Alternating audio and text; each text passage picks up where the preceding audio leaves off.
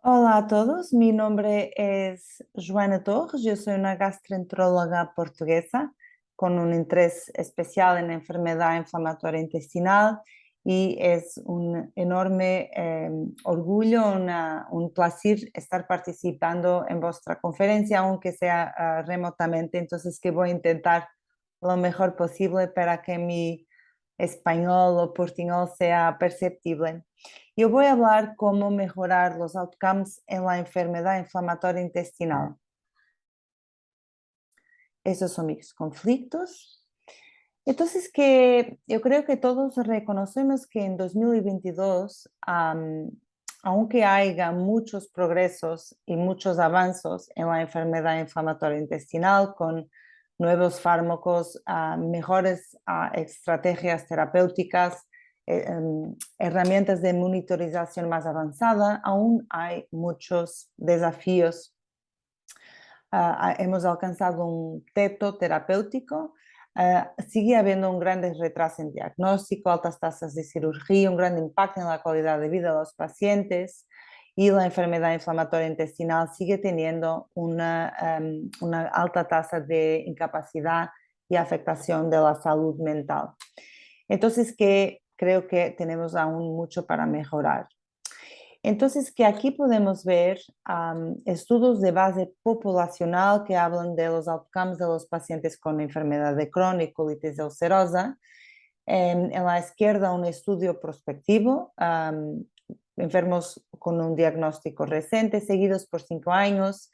Aún así, aunque sea un tratamiento y manejo en la época moderna, 14% han progredido para complicaciones, un tercio han sido hospitalizados, un cuarto han necesitado de cirugía.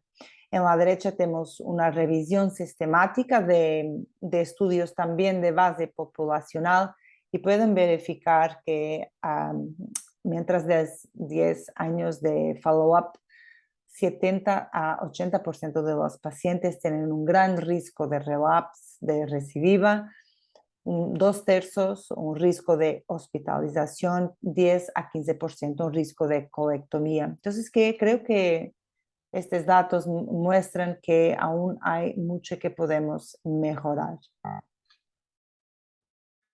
Entonces, ¿cómo podemos mejorar los outcomes de los pacientes con enfermedad inflamatoria intestinal? Yo creo que hay 3 grandes pilares donde podemos intentar actuar. Intervención precoz, es muy importante estratificar el riesgo de progresión de los pacientes, reconocer la exposición excesiva a los corticoides, emplear una estrategia de treat to target, donde seleccionamos un alvo terapéutico y optimizamos nuestra terapéutica para alcanzar ese alvo terapéutico. Y finalmente una estrategia de tight monitoring, donde monitorizamos de forma muy apretada los marcadores objetivos de inflamación, de forma a permitir optimizar nuestras terapéuticas precozmente. Entonces vamos a empezar por hablar un poco sobre la intervención precoz. Entonces creo que este concepto que hay un periodo, una ventana de oportunidad donde es más fácil tratar la enfermedad, ya está siendo muy establecido, especialmente en la enfermedad de Crohn. Entonces, que si conseguimos actuar en esta window of opportunity, podemos efectivamente mejorar y bloquear el curso de la enfermedad. Esto es un estudio de Europa, un cuestionario por varios países de Europa, muy reciente, donde han cuestionado a los enfermos, no a los doctores, pero sí a los enfermos acerca de la exposición y exposición excesiva a corticosteroides. Y es impresionante porque pueden verificar que cerca de 20% de los pacientes tenía exposición excesiva a corticosteroides, especialmente los pacientes con enfermedad moderada a grave y aún más los pacientes con colitis ulcerosa. Entonces, que en realidad hay una tentación, una tendencia para, por veces, no reconocer la exposición excesiva a corticoides, como ciclar por esos cursos de corticosteroides y no introducir atempadamente medicación eficaz. Y como pueden ver en el gráfico de la derecha, los corticoides tienen muchísimos efectos secundarios. Probablemente son las terapéuticas que utilizamos que tienen más efectos adversos y secundarios. Entonces, que tenemos que reducir la exposición a corticoides. Esto es un estudio de Estados Unidos donde se han diseñado las vías de tratamiento de los pacientes y una vez más es impresionante cómo se puede verificar que en la enfermedad de Crohn la mayoría de los pacientes es tratado con corticoides y con aminosalicilatos que no son eficaces en la enfermedad de Crohn y apenas una pequeñísima proporción de pacientes reciben tratamiento con biológicos o también inmunomoduladores. Entonces, que estos datos muestran que hay muchísimo aún para mejorar. Y la realidad es que lo mismo ha sido descrito en la colitis ulcerosa, con una minoría de los pacientes, menos de 1%, a empezar un biológico, y aunque los mesalazinas sean muy eficaces en la colitis ulcerosa moderada, ligera, moderada, sabemos que hay muchos doentes, que hay muchos enfermos que no responden a esta terapéutica, entonces que hay que cambiar, hay que seguir adelante. Entonces, ¿cómo podemos hacer la intervención precoz? Ha habido 2 estudios con inmunomoduladores, tiopurinas, azatioprina, a comparar la introducción precoz de azatioprina con standard of care o introducción de corticoides y standard of care. Y como pueden verificar, esto ha sido en la enfermedad de Crohn, no ha habido diferencias en los pacientes que empezaron azatioprina los primeros 6 meses de diagnóstico o las primeras 8 semanas. Entonces, que no parece que las azatioprinas puedan ser fármacos muy eficaces para cambiar el curso natural de la enfermedad. Y lo mismo no es verificado con la introducción precoz de terapéutica biológica. Aquí tenemos varios estudios prospectivos o randomizados donde se ha utilizado biológicos anti-TNF, infliximab o adalimumab, y pueden ver las tasas de remisión a un año en función de la duración de la enfermedad. Y es muy obvio que los pacientes que reciben anti-TNF temprano en el curso de su enfermedad tienen tasas de remisión clínica muchísimo superiores, casi el doble en relación con los pacientes que tienen enfermedad con más duración. Y esto ha sido verificado en una meta-análisis que muy interesante, que ha mirado las tasas de remisión al final de la inducción con varios biológicos en la enfermedad de colitis ulcerosa. Y es muy interesante verificar en la enfermedad de Crohn que no solo los pacientes con enfermedad más precoz que reciben el biológico responden mejor en comparación con los pacientes con enfermedad con una mayor duración, pero también los pacientes que han recibido el grupo placebo. Entonces, que eso indica que hay algo distinto desde el punto de vista inmunológico en la enfermedad de Crohn precoz en comparación con la enfermedad de Crohn tardía. Y esto no se ha conseguido aún probar en la colitis ulcerosa. Y yo pienso que es muchísimo más importante en la colitis ulcerosa tratar muy precozmente los flares y evitar la exposición excesiva a corticosteroides. Entonces, ¿es que eso es específico de la enfermedad de Crohn? Pues no.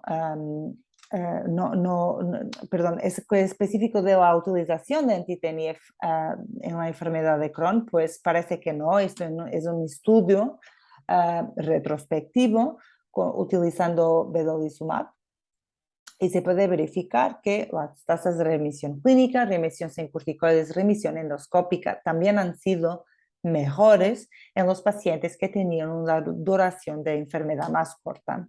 Y lo mismo se ha verificado también con ustekinumab, aquí analizado por una duración de enfermedad menor que 5 años, pero también cuando han visto a los datos a 2 años, también han verificado que a pesar de las correcciones para presencia de enfermedad complicada, enfermedad perianal, historia previa de cirugía, los pacientes que recibían a ustekinumab en este estudio más temprano en la evolución de su enfermedad tenían un mejor pronóstico con tasas de remisión clínica, endoscópica y radiológica mejores. Ok, entonces, pero vamos a tratar todos los pacientes con biológicos al diagnóstico. Pues por supuesto que no es posible, económicamente es muy caro y además para los pacientes que van a tener una enfermedad muy indolente sería arriesgado, la relación riesgo-beneficio no sería buena. Entonces que tenemos que estratificar el riesgo de los pacientes progredir para el desarrollo de complicaciones y hay muchísimos marcadores clínicos, analíticos, endoscópicos, como la presencia de úlceras profundas, la presencia de grandes segmentos de intestino delgado afectado, la necesidad de corticoides sistémicos, la presencia de enfermedad complicada con estenosis o fístulas, etc. Entonces, que estos marcadores clínicos en la enfermedad de Crohn y también en la colitis ulcerosa nos pueden ayudar a estratificar el riesgo, aunque sean imperfectos. Y entonces que hay muchísima voluntad en la comunidad que se dedica al estudio de la enfermedad inflamatoria intestinal de desarrollar herramientas de medicina de precisión para detectar los pacientes que tienen un mayor riesgo de progresión. Entonces, que aquí vos estoy enseñando una de esas herramientas, se llama Prospect, ahora ha sido comercializada en los Estados Unidos como CDPath.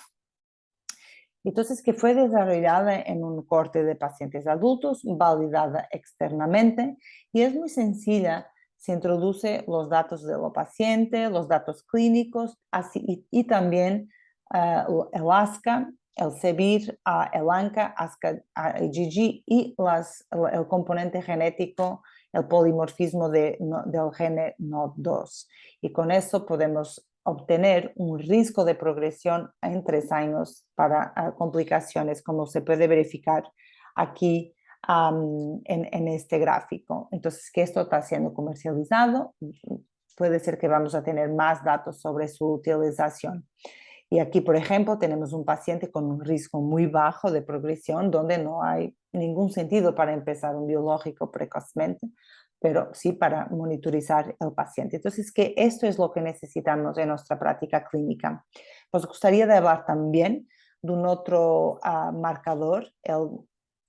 Ha sido un conjunto de genes que ha sido identificado con base en la asignatura transcripcional del gen de las células CD8, CD8 positive. Y entonces han verificado los investigadores que ese conjunto de genes permitía distinguir los pacientes con mejor capacidad predictiva de que los marcadores usuales como extensión de la enfermedad, úlceras en la endoscopía, etc. Entonces, que con base en esta asignatura transcripcional se ha desenvolvido un estudio randomizado controlado, se llama el PROFILE, Predicting Outcomes for Crohn's Disease Using a Molecular Biomarker, donde los pacientes son estratificados de acuerdo con su asignatura transcripcional como de alto riesgo o bajo riesgo y son randomizados para una estrategia step-up o top-down. Este estudio ha terminado su reclutamiento y creo que en los próximos 2 años vamos a tener los resultados. Entonces, que será muy interesante porque puede cambiar muchísimo nuestra práctica clínica. Entonces, que ya hemos hablado de la intervención precoz, me voy a hablar un poquito sobre la estrategia Treat to Target. Entonces, aquí que tenemos como que una esquemática de esta estrategia. Entonces, y que sumariza también las recomendaciones del consenso Strive Spirit. Entonces, que el objetivo con la estrategia Treat to Target es definir cuál es nuestro algo, terapéutico, monitorizar el enfermo y adaptar nuestra terapéutica para alcanzar ese algo. Entonces, que en el corto plazo lo que queremos es alcanzar remisión sintomática, remisión clínica para que el paciente se sienta mejor. Pero a largo plazo queremos normalizar nuestros biomarcadores y normalizar nuestra endoscopía para que podamos realmente modificar el curso de la doença. Y entonces que esta estrategia ya ha sido propuesta hace algunos años y ya hay algunos estudios utilizando esta estrategia. Entonces que de acuerdo con esta estrategia de Treat to Target, que cuando verificamos que nuestro algo terapéutico no ha sido alcanzado, que como que reiniciamos todo el ciclo, optimizamos terapéutica, cambiamos terapéutica, se ha justificado, y entonces que vamos a monitorizar nuevamente y monitorizar nuestro algo terapéutico. Y este es un concepto que ha sido muchísimo discutido en la comunidad de enfermedad inflamatoria intestinal. Pues la cuestión muy importante es cuál es el algo terapéutico. Cicatrización endoscópica, o se habla ya de la cicatrización histológica en la enfermedad, en la colitis ulcerosa, y la cicatrización transmural en la enfermedad de Crohn. Entonces, que al día de hoy, la cicatrización endoscópica, porque tiene muchísimos datos que han sido generados a lo largo de los años, aún es el algo terapéutico ideal, pero muy difícil de alcanzar por veces. Y no es cuestión alguna que es algo muy, muy, muy importante, pero la realidad es que aún siguen habiendo muchas dudas de la mejor forma de lo aplicar en el día a día, pues si hay algún grado de cicatrización endoscópica que es necesario para mejorar outcomes, o si podemos utilizar biomarcadores para no estar constantemente endoscopando a nuestros enfermos. Pues esto es el estudio Stardust, que ha sido recientemente publicado, y es el primer estudio Treat to Target utilizando la endoscopía como algo terapéutico. Entonces, que enfermos con enfermedad activa han sido randomizados y han recibido ustekinumab a semana 16, de acuerdo con los respondedores clínicos, de acuerdo con la respuesta en la endoscopía. Si mejoría superior al 25% hacían un intervalo de 12 semanas, si mejoría inferior al 25% hacían un intervalo terapéutico de 8 semanas para administración del fármaco. Y entonces que con base con los enfermos fueron randomizados para un brazo Standard of Care y para un brazo Treat to Target, donde la optimización terapéutica se hacía así como yo he descrito, y el endpoint primario fue la respuesta endoscópica. Entonces, que aquí describe cómo se hacía la optimización de la dosis en el brazo Treat to Target. Y la realidad es que el estudio no ha sido significativo. Ha habido una mejoría nominal de los pacientes, de mejores tajas de respuesta endoscópica en los pacientes que han recibido Treat to Target, pero en la análisis más conservadora, non-responder imputation, el estudio fue negativo. Entonces, que eso ha lanzado muchísima discusión. No ha habido diferencias tampoco en la remisión endoscópica, cicatrización, ausencia completa de lesiones. El REACT-2 es un otro estudio Treat to Target, pero aquí el endpoint primario es el riesgo de desarrollo de complicaciones relacionadas con la enfermedad de Crohn. Entonces, que es un endpoint más fuerte, en mi opinión. Ese estudio randomiza los pacientes también para un brazo Standard of Care o Treat to Target, y ha sido ha presentado en la reunión europea de enfermedad inflamatoria intestinal, pero también ha sido un estudio negativo. No ha habido distinciones entre los dos brazos, pero cuando han hecho un análisis estratificada mirando solamente los enfermos con enfermedad activa al baseline, han verificado que en la realidad había sí una respuesta positiva con una mejor tasa de complicaciones relacionadas con la enfermedad de Crohn en los pacientes en que la terapéutica fue escalada con base en la presencia de lesiones en la endoscopía. Entonces, que sigue aún un grande debate. Yo creo que es muy importante. En mi práctica clínica empleo una estrategia treat to target, porque es muy importante monitorizar lo que estamos haciendo, porque si no hay ninguna respuesta endoscópica, a pesar que haya una respuesta clínica, yo creo que tenemos que cambiar de tratamiento, aunque si hay una respuesta endoscópica significativa, yo creo que tenemos que mirar a todo y ponderar muy, muy, muy bien. Y en verdad es que hay algunos estudios post-hoc que han mirado a la mejoría endoscópica y han visto que en la realidad, en términos de alcanzar remisión clínica, era lo mismo que la respuesta endoscópica total, aunque siga habiendo mucha, mucha controversia. Entonces, me gustaría hablar muy, muy, muy brevemente sobre el papel de la histología en la colitis ulcerosa, porque hay muchísima discusión y incluso hay un estudio randomizado controlado en que los pacientes están siendo randomizados para endoscopía, resolución endoscópica, resolución clínica o resolución histológica. Entonces, que vamos a ver los resultados del estudio, pero verdad es que sabemos que los pacientes que alcanzan remisión histológica encima de la remisión endoscópica en la colitis ulcerosa tienen mejor pronóstico. Y claro que muchísima discusión también hay sobre si la remisión transmural en la enfermedad de Crohn debe ser también la resolución completa de inflamación transmural, debe ser un algo terapéutico y aún no tenemos estudios en este campo. Pero sabemos que en la realidad los pacientes que demuestran una respuesta radiológica, sea por TAC, resonancia o ecografía, tienen mejor pronóstico también. Claro que, y el concepto es que cuanto más profunda sea la remisión, mejor el paciente pasará a lo largo del tiempo, pero claro que tenemos que ponderar el riesgo-beneficio de las terapéuticas y la capacidad de nuestras terapéuticas actuales alcanzar estos alvos terapéuticos.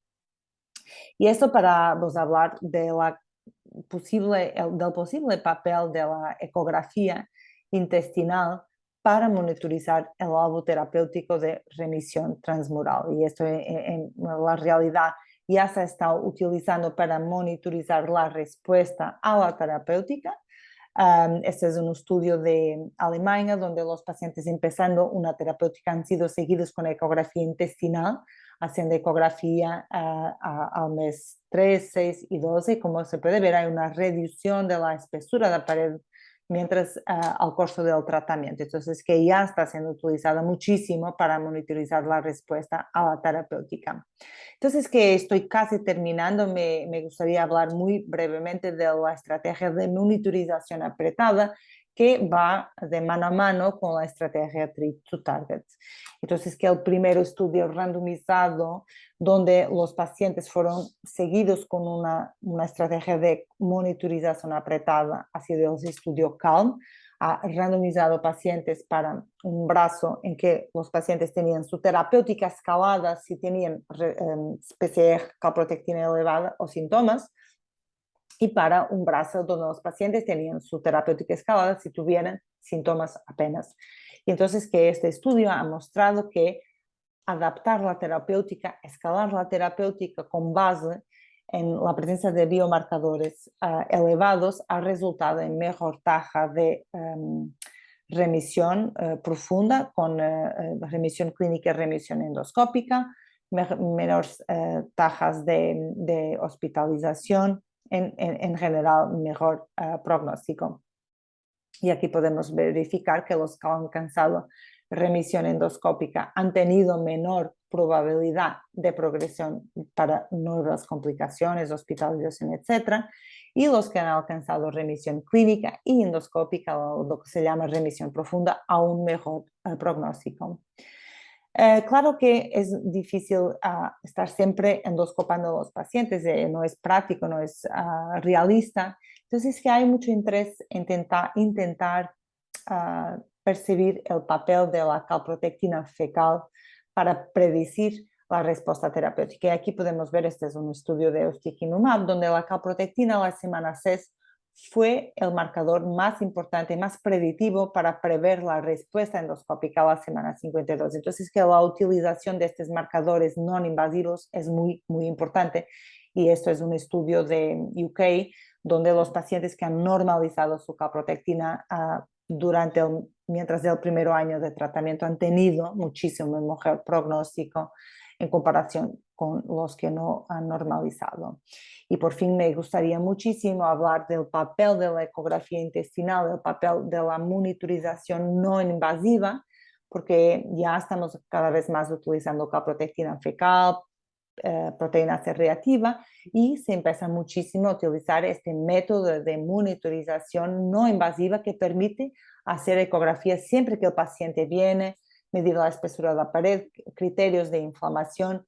Es muy barato, muy accesible, no necesita de preparación intestinal, entonces que está ganando un papel muy, muy, muy relevante. Tiene una sensibilidad y especificidad muy comparable a las otras técnicas de imagiología, de TAC y resonancia.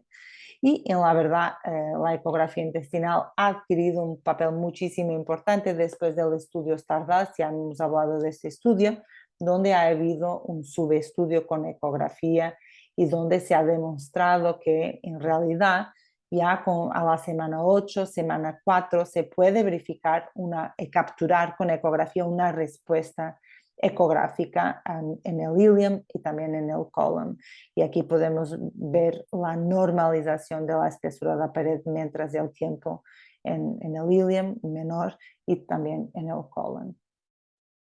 Y por tanto hemos hablado de la intervención precoz, hemos hablado de la importancia de la estrategia treat to target, de mirar allá de los síntomas, porque es muy importante en la enfermedad de Crohn, pero también en la colitis ulcerosa, y cómo podemos monitorizar estos albos terapéuticos empleando una estrategia de tight monitoring. Y entonces creo que es muy importante reflexionar que la enfermedad inflamatoria intestinal es una enfermedad para toda la vida, es una enfermedad progresiva, hay una ventana de oportunidad donde podemos intentar bloquear el curso de la enfermedad a largo plazo, y para mejorar los outcomes de nuestros pacientes debemos caracterizar la enfermedad, estratificar el riesgo del paciente progredir no solo al diagnóstico, pero también en intervalos regulares, emplear intervención precoz en los pacientes que tienen características prognósticas negativas. Es muy importante también en conjunto con el paciente en una estrategia de shared decision making, um, tener albos terapéuticos que sean razonables y aplicados a este doente individual. Y claro, monitorizar y optimizar nuestra terapéutica de forma regular para maximizar su eficacia. Pues espero que tenga sido fácil seguir la palestra con mi portuñol, y creo que nos vamos a tener la oportunidad para discutir algunas cuestiones que puedan tener. Muchas, muchas gracias.